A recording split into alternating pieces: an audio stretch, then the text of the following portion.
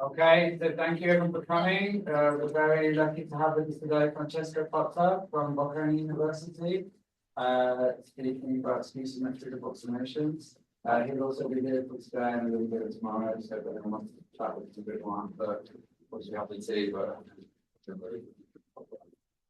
okay.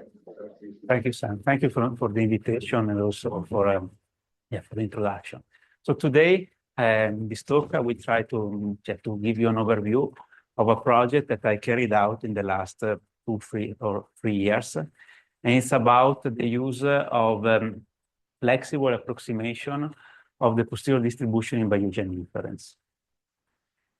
The starting point is a quite standard one. So we have a parametric model for which we want to do Bayesian inference. So we have a likelihood, a prior, and by the Bayes theorem, we combine them to obtain the posterior distribution. And this is, let's say, the final object of Bayesian inference. Okay? You base everything on the posterior distribution then. A common problem is that to obtain it, you need to compute the normalizing constant, the posterior moments, the posterior variance, and this quantity, apart from for very simple models, are usually not available in closed form. And this makes the posterior distribution intractable. Okay, so a problem that we face usually in Bayesian inference is that although the theoretical framework is very clear, to perform Bayesian inference in practice, you need to, in some way, approximate or estimate the posterior distribution, or at least some quantity of interest. In the literature, there are mainly 2 different approaches. The first one is what we call sample-based approach. So the idea is to take, to try to generate some samples from the posterior distribution, and then use Monte Carlo to estimate the quantity that we are interested in. And this is, for example, the case of Markov chain Monte Carlo methods. A second approach that is going to be the focus of my talk today is to take the posterior and try to approximate it with a simpler density. Then, so clearly in this case, we will have some form of bias.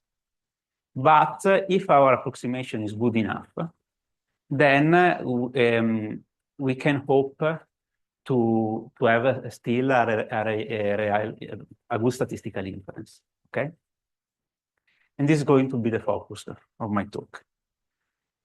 So a first thing to note about the second solution is that in general we have a trade-off between the accuracy of the approximation and its computationally so the computational property of the approximation. So in general, if we have a very simple approximation, then the computational cost is going to be negligible. The approximation is going to be very fast. At the same time, statistical inference can be problematic. Okay, so we have this spectrum of possibilities. Our opinion about this trade-off is that in general, in Bayesian inference, we have been mainly focusing on tractability. Okay, in the literature, we often prefer to have a tractable approximation, which is fast, and it's also for good reason, because with high-dimensional data, for example, it is really important to have something fast, because otherwise we don't have enough computational power. And they say so usually, so this has implied that the approximation that we are considering in practice are often Gaussian symmetric. Okay, there are a few examples of this. The first one is the Laplace approximation. This is a very simple and old idea. You take the log posterior, you maximize it, and then you take a Taylor expansion of the log posterior at the maximum. If you truncate the approximation of the second order term, what you obtain is a Gaussian kernel. And so you can use this Gaussian kernel approximation of the posterior. This is one approach. There are also other possible solutions. And for example, a very popular one is, let's say, variational based. So what you do in this case is to postulate a family of approximation, and then you find within this family the approximation that minimize between the posterior and the approximation. So this is the case of variational base. If you change the divergence, you have different solution. For example, you can have expectation propagation. But still, also in this case, for the majority of the majority of the solution that we have use Gaussian density. So this is for computational reason, as we have seen before, but also because we have some good theoretical properties about Gaussian approximation. And the most important one is the best-of Mises theorem. So from the best-of Mises theorem, what we know is that if we allow the sample size of the sample size of our data to increase to infinity, then the posterior distribution will be very close to a Gaussian.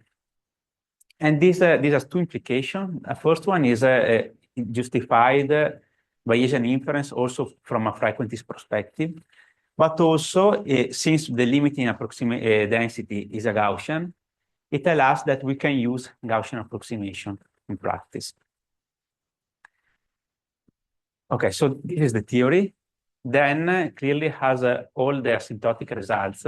What we have in practice can be quite different from a Gaussian. Here, for example, we have a very simple one-parameter model in which the posterior is the black density, and we are evaluating the posterior at 3 different sample sizes. The Gaussian is this, it should be orange, probably you see it red. So the red density is the Gaussian of the best-of Mises theorem.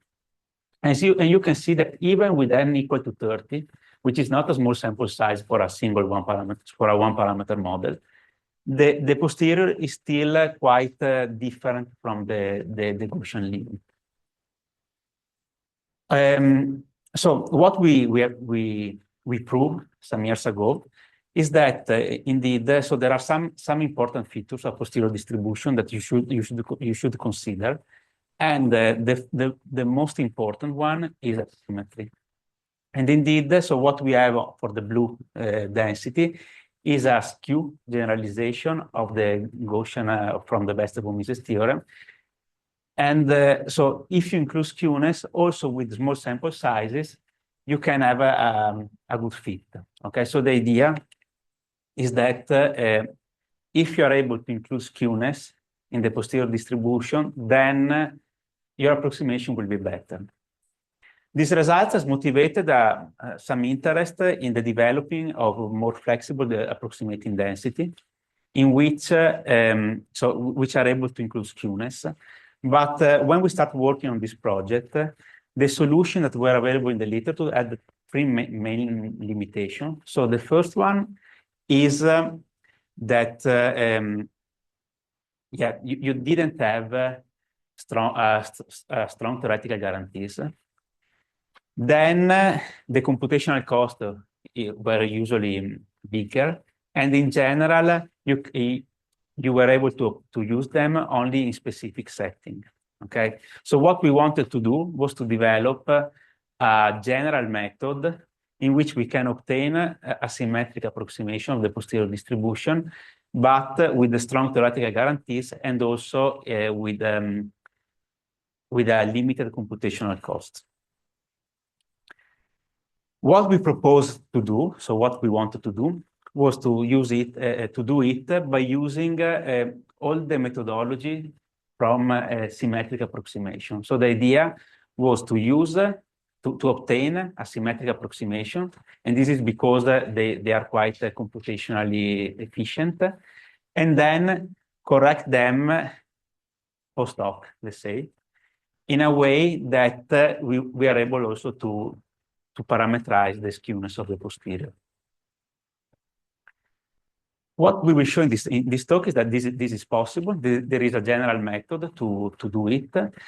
And yes, in general, you can easily obtain an asymmetric approximation from a symmetric one, which is always better than the original symmetric approximation. Okay. Visually, what we are going to do is to start from a setting in which we have our posterior. We already have a symmetric approximation. And then we correct it in a way that we are arriving a little bit closer to the posterior. Okay, and this is always for every sample size, for every parameter dimension. So this is a sample result. Sure. So that gives you the show. So the correction, that's the parametric. Well, it depends on the parameter. We will see it, and I wouldn't say it's parametric. There's no free parameters to be estimated. We don't need to estimate parameters. Is it a non-parametric correction? So it depends what you mean with the parametric correction, in the sense that the posterior is parametric in the framework that we are considering, but we don't. So the correction does not need to. You don't need to estimate any parameter. Okay. That is what. Yeah. Okay. Okay. This thing work this bimodal. Is this a mixture of those? Well. Oh, sorry. It's not my. Okay. Okay. So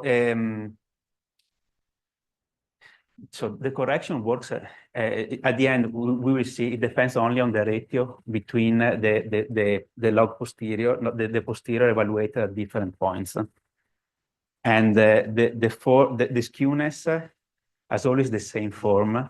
Clearly, if you have a bimodal distribution, then the problem is in the symmetric approximation. You would need something that is bimodal. Okay, so this correction can help with the bimodality, but really, yeah,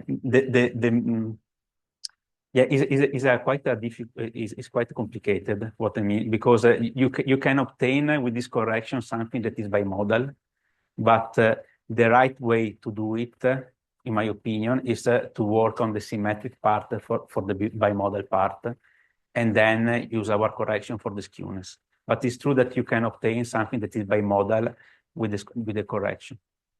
Okay, well, yeah, we can also discuss it a little bit later. Okay, so how we can do it? Our first ingredient is the definition of skew-symmetric density. So for skew-symmetric density are a family of distribution which are used, that has been introduced to model asymmetries. Okay, the construction is very simple. You start from a symmetric density, so density that is centrally symmetric around a given point at the start, and then you perturb it with a skewing factor that must satisfy two conditions. The first, it must be between 0 and 1. The second is the symmetry constraint. So if you evaluate W at theta, this is equal to 1 minus W on the opposite point. Okay. Then with these two ingredients, if you take a density Q, which is equal to 2 times the symmetric density times the skewness inducing factor, this is a proper density function in the sense that it integrates from to 1, and also yeah, all the asymmetry comes from W. There are two very important properties of this distribution that that are useful in Bayesian computation in particular. The first one is a stochastic representation. So if you are able to simulate from the symmetric part, and this is often the case, for example, when you have a Gaussian density, then you can simulate from the skew-symmetric density in this way. So you simulate from the symmetric, and then you decide to stay at the simulated point or to flip it with a probability that depends on W. Okay, and this means that even though in this density of this case, in many cases they don't have the moments in closed form and the variance in closed form. If you're able to simulate, then you can think about some Monte Carlo schemes, okay, to estimate this quantity. The second property that we will use a lot, so it is really the core idea of our work, is this universal representation. So any distribution on RD is Skew-symmetric. Why this? Because you can write it in, so if you start, you can write it in a Skew-symmetric form. You start from a density, pi n theta, and you can rewrite it as 2 times a mixture between pi theta and a translated version of it, times this ratio in which, so you take pi of theta divided by pi of theta plus the translated version. So this is just even a naive way of rewriting it, but it tells you that you can always decompose a density between between a part that is symmetric and a part that is asymmetric. Okay. So why this is useful in Bayesian inference? Well, because usually the problem of Bayesian inference, the first problem that we have is that we don't have the normalizing constant. It's not available because we don't have the normalizing constant.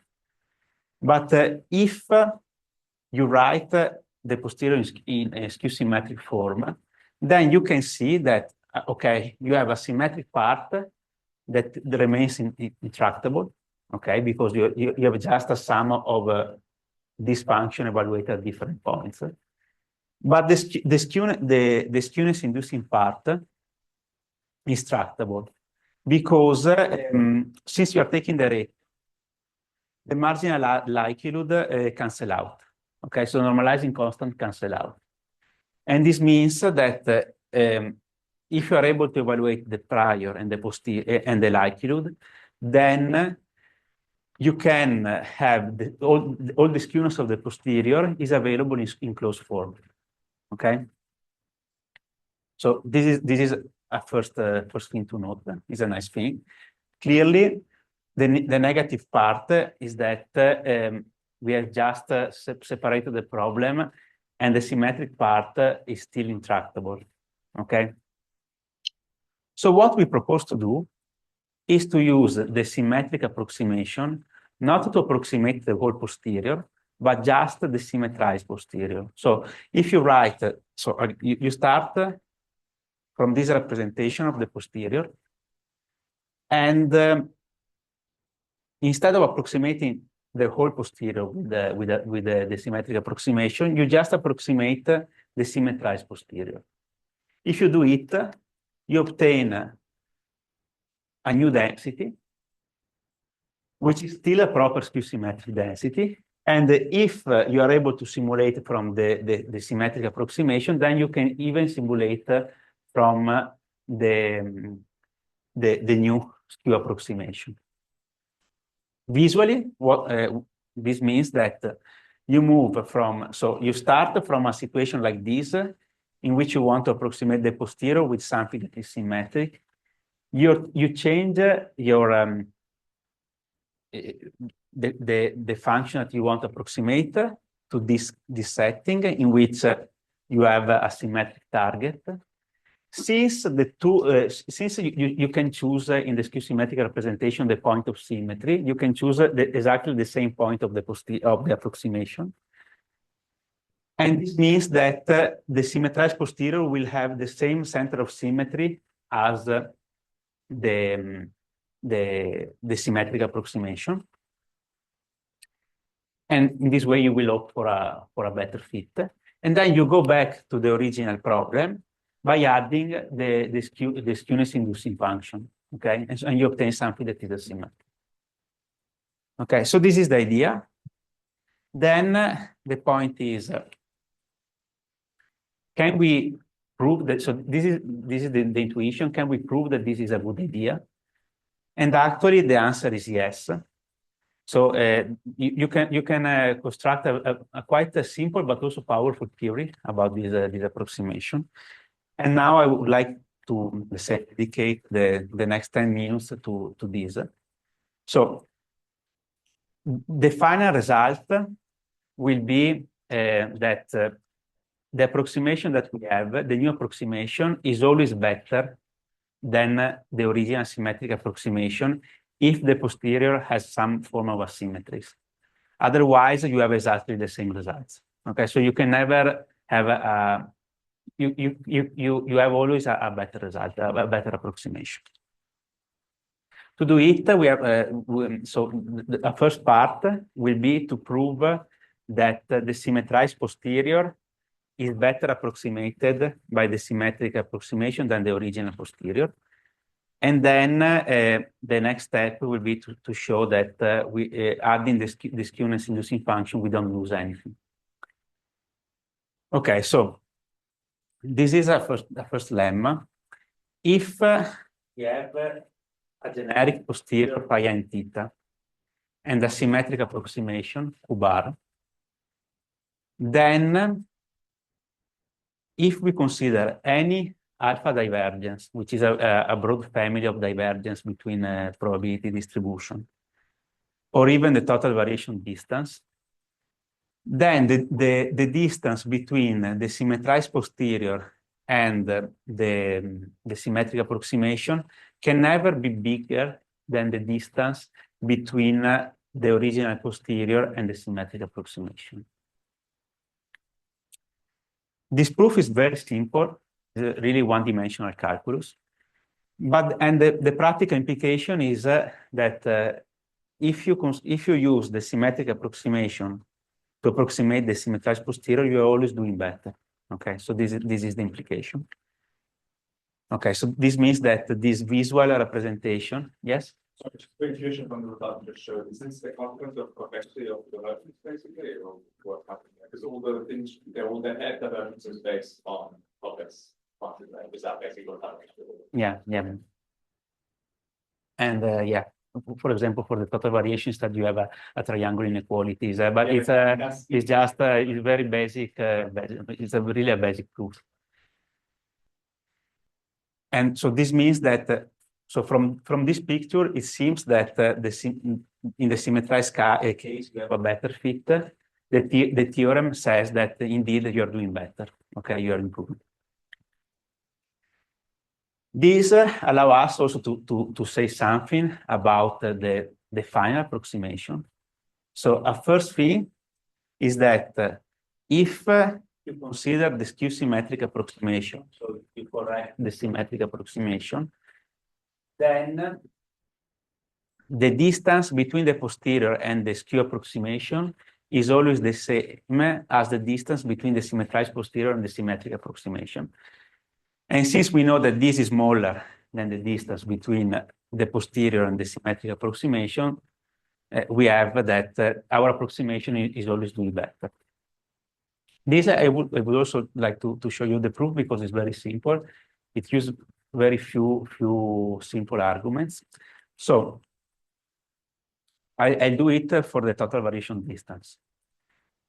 We set the point of symmetry to 0 for simplicity, and we consider a partition of the sample space to set theta plus and theta minus. Okay, and these sets are constructed in a way that if theta is in capital theta plus, then the opposite is in capital theta minus.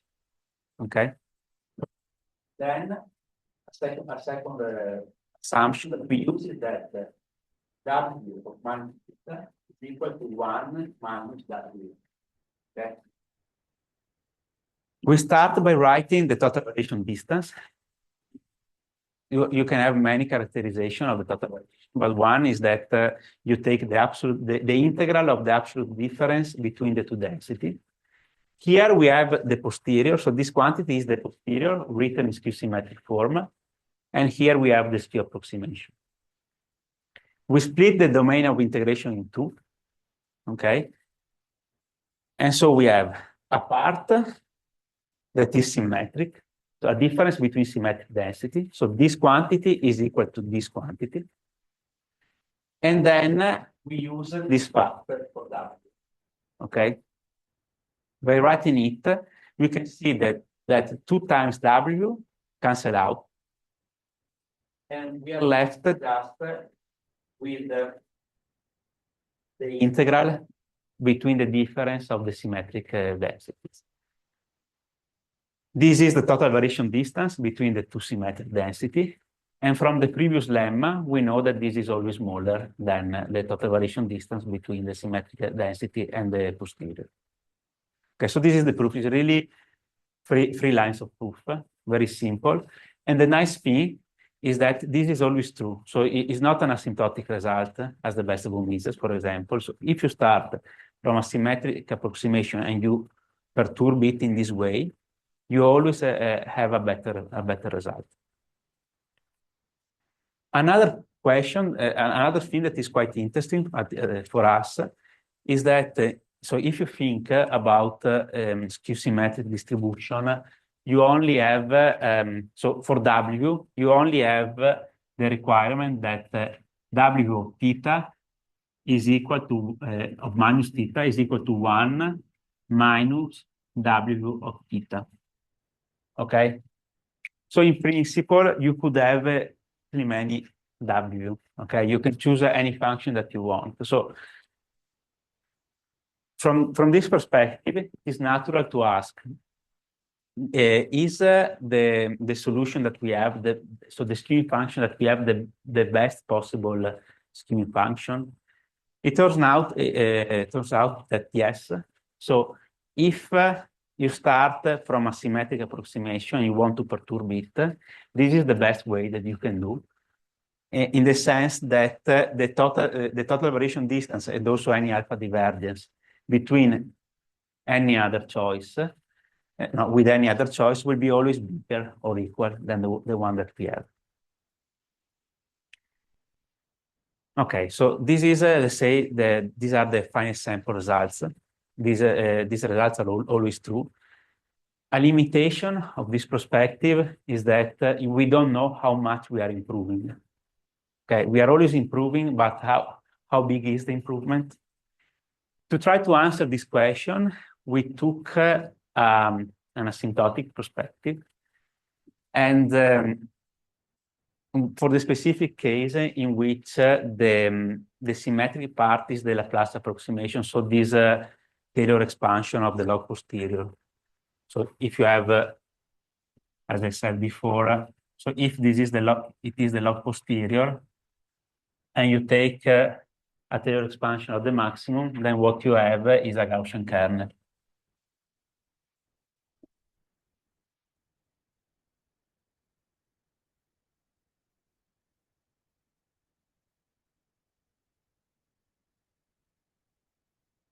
Okay, so this is the kind of symmetric approximation that we use. It's the standard approximation when you want to study the posterior asymptotically. It's the approximation of the best of Mises theorem. For this approximation, we know that so if you consider the total variation distance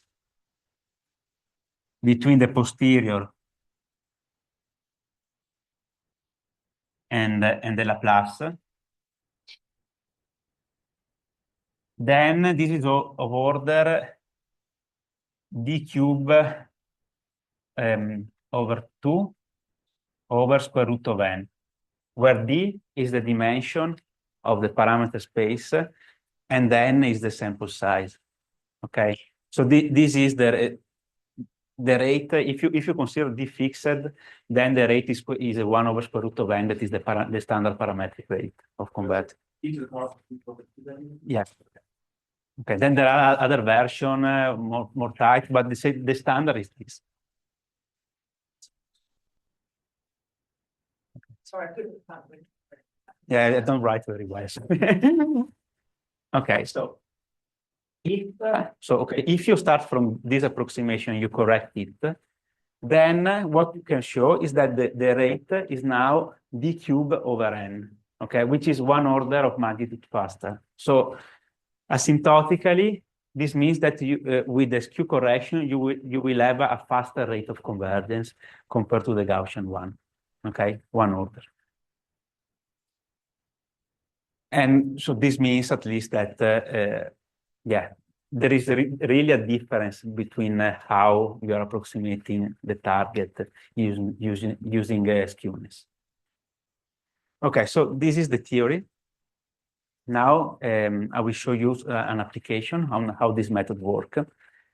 The model that we are going to consider is a hierarchical semi-parametric logistic regression, in which so at the end, what you have to bear in mind is that the sample size is quite big. It's quite a big data problem. And also the number of parameters is not small. We have around 62 parameters. We consider 3 different Gaussian approximations. So the Laplace, variational base, expectation propagation, these are the most common Gaussian approximation in practice. And we correct them, and we look on 4 summary statistics. The first one is the bias in approximating the posterior mean. And the other are, in practice, divergence between the marginal distributions. All of these are evaluated from the true posterior, which is not available, and we approximate it with a very long chain obtained with the Hamiltonian Monte Carlo. Okay, so these are the results. Every column is a different approximation. The red are the Gaussian approximation, and the green are the skew approximation. So what we can observe, so the lower the better for the summary statistics. What we can see is that using skewness really improve the summary statistics. And this for us was particularly surprising for a P, because expectation propagation is known to approximate very well the bias, the mean of the posterior. Still, we see from this that if you include skewness, then you can even further improve the estimate of the posterior mean.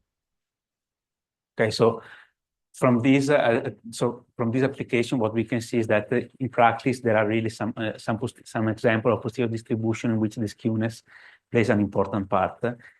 And actually, from my experience, this is the case for in particular when you have complex hyperprior or high dimensional models. So this can be quite useful. Okay, so this is more or less the idea. What we have done, what is to propose a quite general framework to correct symmetric approximation. Clearly, there are possible ways to expand this correction, and this is what I would like to tell you in the last part of the talk. So, so the starting point of this second work is the following observation. If you think on how skew-symmetric distributions are constructed, then you can see that, so you start from a symmetric density. Every point is associated with the opposite. And you just move mass between these 2 points, okay? You change, so if you are symmetric, then the relative mass is 1/2. If you are asymmetric, you can have a spectrum between 0 and 1. But the constraint, the real constraint is that you can just move between these 2 points. Okay. And if you want to use this mechanism to improve approximation on really complex posterior, this is a limitation. Because, yeah, it's really a low-dimensional set in some way. So a natural extension that you could do is to consider multiple points. if you are able to maintain the tractability of the correction with more points, then you could expect your approximation to be even better than the one that we have. And this is what we tried to do. So to do it, we used two main observations that allow us to generalize quite well the framework. The first one observation is that if you look to skew-symmetric density, then the notion of central symmetry is an equivalence relation and give an equivalence class. What I mean? I mean that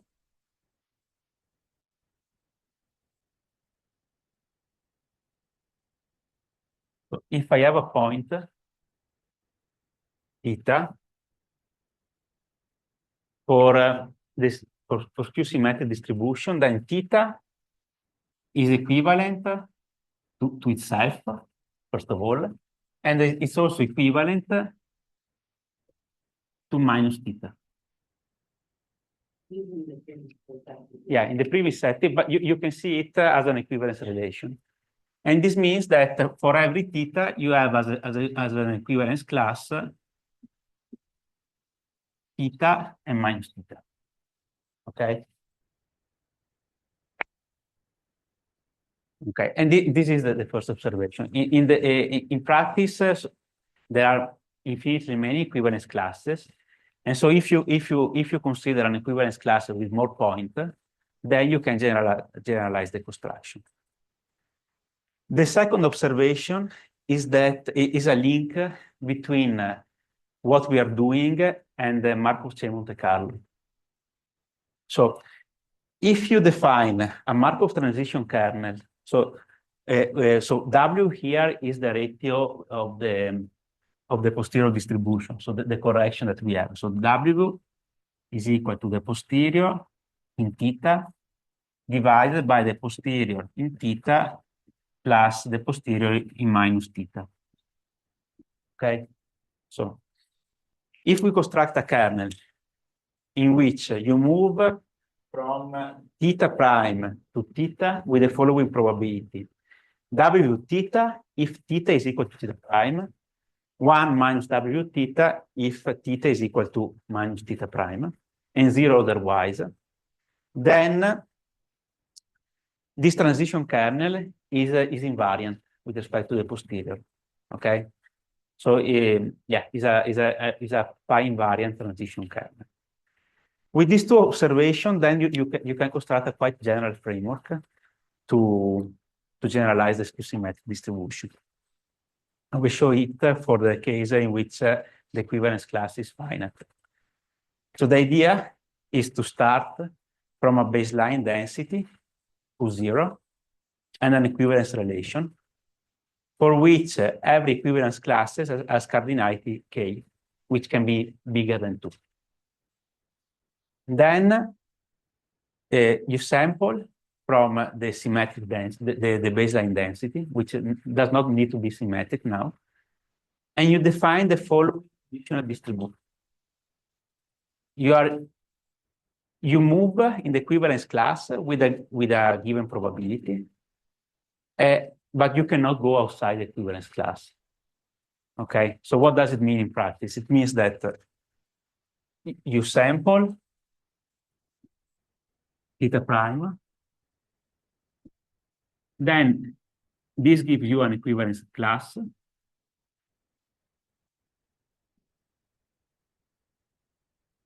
Okay, and you can choose points only in the second stage. You can choose point only in the equivalence class. If you do so, then the marginal distribution of theta has a form which is given by a density which is just say an average of the baseline density in the equivalence class. You can think about to it as a uniform distribution in the equivalence class times this modulating factor. Okay, And if you look, so if you note, this is exactly a direct generalization of skew-symmetric distribution. Skew-symmetric distribution have 2 here, and the symmetric density times a skewing factor. Now you have K, something that is symmetric in the equivalence class, and a modulating factor. Sure? So when you were talking, I thought you were going to use the rotation of the continuous equivalence classes when you're why you have with that K point? Well, because so these are good questions. Thank you. So we have for also for continuous. So you can have equivalence class with an infinite number of points, and we have also a characterization for it. But so then in practice, you want you would prefer something finite because we want them to correct the posterior distribution. And if you have something that is you have a line, for example, then you have an integral to compute. Here you indeed, because then I will not show it in this talk, but so the idea is that so this generalize, and you for this generalization you have both a stochastic representation, that is the way that we derived the family, and also universal representation. Okay, so you can write any distribution in this way, as it was done for the skew-symmetric case. Then, so if you want to play the same game as the one that we played with the skew-symmetric, the only thing that you need is that W for the posterior must be tractable. So this new W must be tractable. If you have a finite number of points, you just have to sum these points, and it's easier. With the line, you can still do it because it's just a one-dimensional integration. As you increase the equivalence class, then this become very challenging very soon. Okay, so this is the way that we generalize the skew-symmetric density. Then another nice thing is that so if you have a high-dimensional problem, the number of points that you would like to consider usually explodes. Is an exponential, is the course of dimensionality in practice. You have an exponential number of points. So how you can maintain the computational cost low? You use the Markov chain perspective. So you apply the simpler equivalence class sequentially, and what you obtain at the end will be a sample from a new approximation that is much more flexible than the original one. Yeah, I don't have many details on this, but the idea is this one. So you use this path to maintain the computational cost low. Okay, so this is my last slide, and it's the same plot as before, but just for the Laplace approximation in the logistic regression case. Here, so this one is the Laplace for different summary statistics. This is the skew-symmetric correction, and here we have different equivalence classes. This is the line. So this is the line that so I don't know if you can see me.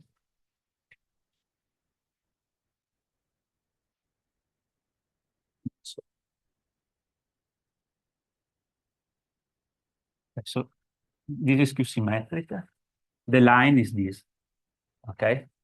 And this a thing that is very nice to me is that the line does not improve over the skew-symmetric. And so this is, at first sight, it could be surprising because you're using a much larger equivalence class. But then if you think in asymptotic terms, so skewness is the most important thing.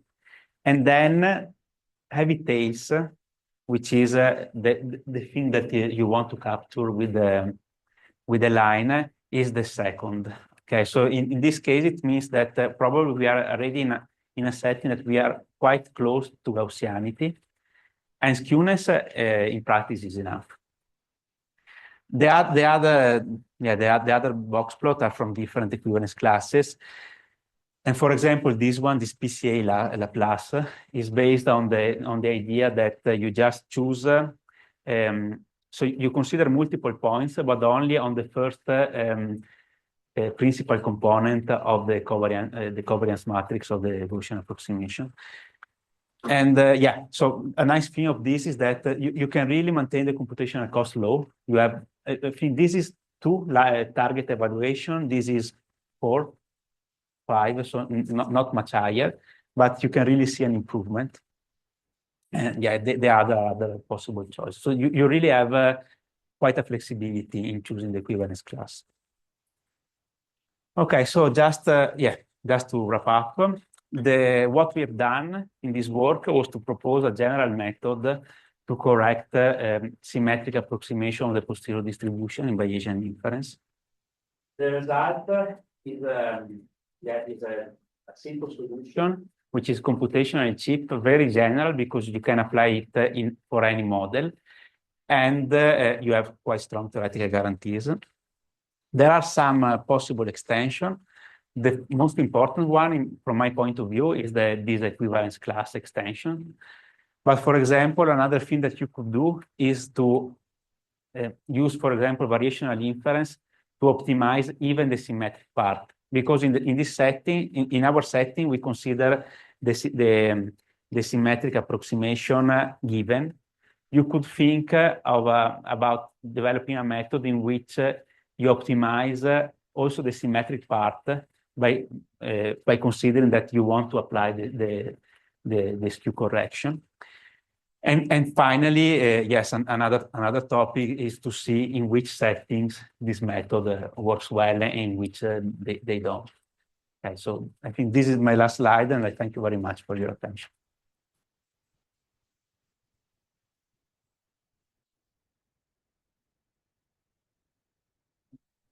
Thanks, it's very educational. So actually, the second bullet point relates to something I would have asked you about. So let me just make sure I understand what you said there, right? So the weight function, or whatever we call it, the W, right, is parameterized in essence by the symmetric distribution itself. So if you have a parametric approximation to that, therefore have a parametric approximation to the W as well, right? Sorry, I didn't. Let's say I take a Laplace approximation. Sure. Right. So if my W is a function of Q, that's understood. My W is a function of the posterior. Yeah, exactly. Or of the approximation thereof. Right? No, only Okay, yeah. That's my okay. So this is why it's separate, and that's why you look. Gotcha. This is my first question. Then the other thing I was wondering about, maybe this is just a false impression from like the data, but before you went on to further extensions where you showed the the interpolation ranges of how well someone's doing, it seemed like there were like quite a few points that were quite extreme for the do you know why? Yeah, because we are the reason is because we are looking to all the theory is about the joint distribution. We are looking to the marginal. Yeah, we are. Yeah. Okay, so the way to think about you cannot improve any functional. There are functional with the skew-symmetric construction. There are functions that are exactly the same between the symmetric and the skew-symmetric density. And here we're looking to marginal quantities, while our correction is a joint correction. So you are always improving in the joint approximation, but the marginal, actually, yeah, you can see that in practice you are improving usually on average, but you can have example in which some marginals are better under the symmetric. Yeah, one more question is whether, and this is possibly fueled by an ignorance of the subject, whether you could apply this out of the box to, you've shown like statistically well-measured examples, but you look at where you use variational inference as well, but you go to machine and go to the MATLABs, and you see your flows and all this sort of stuff. does this stuff actually still make sense then? And I think it does from what you described earlier, because you always have this skew-symmetric representation. You don't actually need the reference theorem. No, indeed. So have you played around with these richer variational classes or approximating measures? No, honestly, no, I didn't. The example that we have is a quite standard one. And, but yeah, for sure, is it very interesting. The impression that I have is that we really need before to expand this equivalence class framework, because the skew-symmetric correction is good for a generalized linear model when you have not a small number of parameters, but you cannot have millions of parameters, for example. So yeah, before I think it's doable. The improvement, you can really see the improvement probably with the bigger equivalence classes. That's something to study in general. That's what it wouldn't work out of blocks, right? Like you could sit down today, write it into whatever. Yeah, you can. You can, but you wouldn't expect it to work well. No, I mean, well, it depends. I mean, it depends on the model, right? It depends on the model class, indeed, and also you know that you cannot do to have a worse result, but still, yeah. I mean, it depends a lot on. Still, as I said, you are correcting only on 2 points. You cannot expect in some setting, yes, in some setting, no. When it works, in my opinion, is when you have something that is close enough to a Gaussian, because then what you have, the distance that you have to fill is not huge. Otherwise, if you have multimodality and you want to use a Gaussian approximation, but the problem is already in the symmetric part. Why you want to use a Gaussian to approximate? Different is the story if you have already a good approximation, you symmetrize it and you correct it. This could work better. I have one more question, but I'm not allowed to.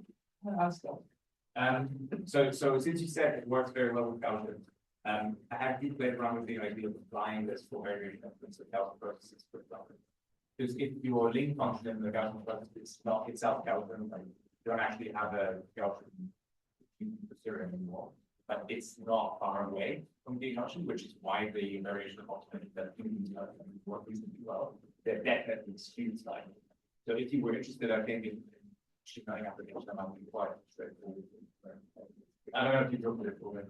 No, I didn't. I think it's very interesting. A first thing that I think, in my opinion, should be clarified in that setting is, so I admit that I don't have a huge experience with the Gaussian process, but a Gaussian process is an infinite dimensional distribution. To have the correction here, you need to split in some way, because otherwise you will need so this is you need the whole. This works for a finite dimensional. This kind of correction is for finite dimensional density. Indeed. So you could probably, but you have to think about on how to do it.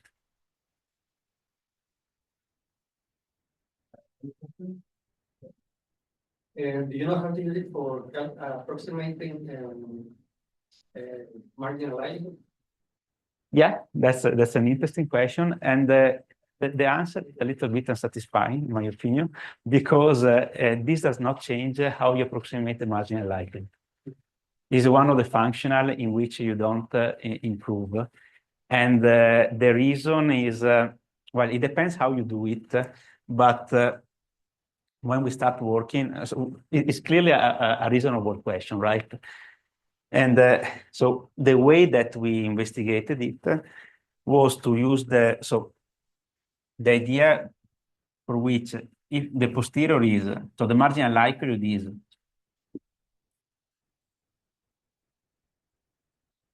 prior likelihood over posterior, right? And you replace the posterior with approximation.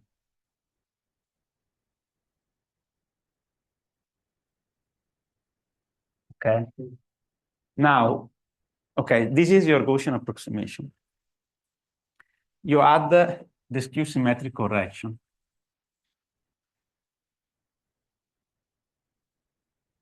Okay. You have to choose a value for theta. Okay, but if you choose the map, so the mean of the Gaussian, then this evaluated at the mean is equal to the density of the Gaussian evaluated at the mean. Okay, so the skew-symmetric mechanism does not change. So yeah, the reason why the skew-symmetric are tractable is because you don't change the normalizing constant. You just have an additional 2 factor.